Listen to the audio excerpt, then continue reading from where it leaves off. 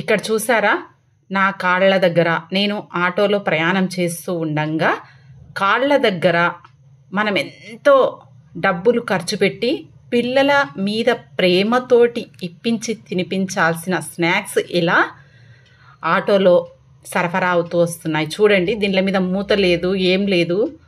వండిన అన్నం, ఆ అన్నం కూడా ఎట్లా ఉందంటే ప్లాస్టిక్ రైస్ లాగా ఉంది.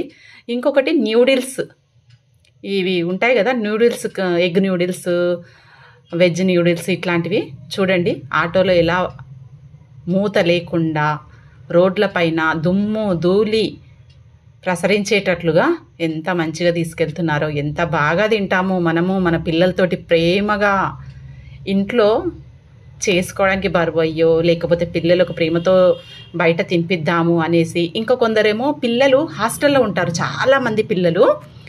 మా పిల్లలు హాస్టల్లో చేసినవి బాగా తినకపోవచ్చు అనేసి డబ్బులు కూడా ఇచ్చి పంపిస్తుంటాం కదా, ఆ పిల్లలు తినే పదార్థాలు కూడా ఇవేనండి.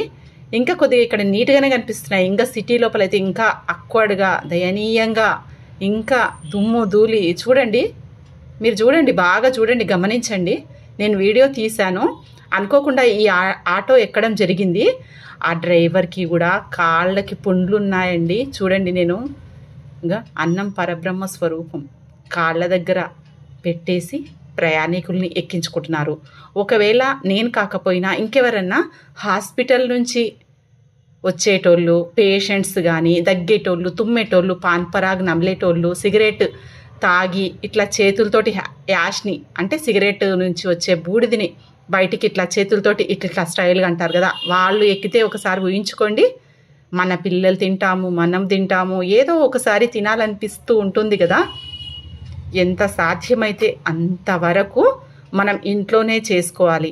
ఒకప్పుడు మనము 90sలో పెరిగిన వాళ్ళం ఉన్నాం కదా, ఇండ్లల్లోనే చేసుకునే వాళ్ళము. ఇంత స్నాక్స్ పిచ్చి ఉండేదే కాదు అస్సలకి. తినాల్సిన కోరికలు ఇట్లా ఇప్పుడు ఎట్లయిపోయిందంటే మసాలా ఫుడ్, నూనె ఫుడ్ ఇవన్నీ తినడం వల్ల పిల్లలకు పైల్స్ కూడా వస్తున్నాయండి, రక్తం చెడిపోతుంది. అలాగే ముఖ్యంగా పానీపూరి తినడం వల్ల టైఫాయిడ్ అయితే తప్పకుండా వస్తుందండి. చాలామందిని చూశాను నేను.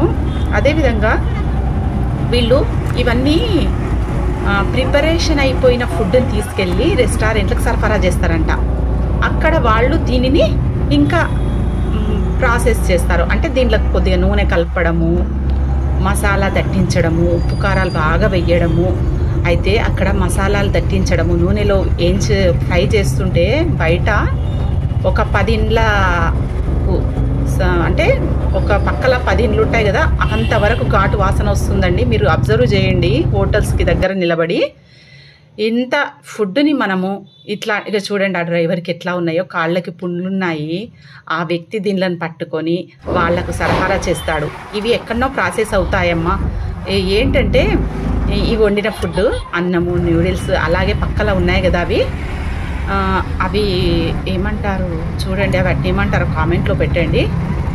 మంచూరియా, ఆ మంచూరియాని నూనెలో వేయించి తీసుకెళ్తున్నాడు. అవి వేడివేడిగా ఉన్నాయి బకెట్లో, ప్లాస్టిక్ బకెట్లు. వేడివేడి ఫుడ్ని ప్లాస్టిక్లో అస్సలు నిల్వ ఉంచడం కానీ, ప్లాస్టిక్ స్పూన్స్ తోటి తినడం కానీ అస్సలకి మంచిది కాదండి. చూడండి, నేను వీడియో దొంగతనంగా తీశాను, ఎందుకంటే కొంతమంది కన్నా జాగృతిగా ఉంటుందని తీశాను. నచ్చితే లైక్ చేయండి, షేర్ చేయండి, సబ్స్క్రైబ్ చేయండి, కామెంట్లో తెలియచేయండి.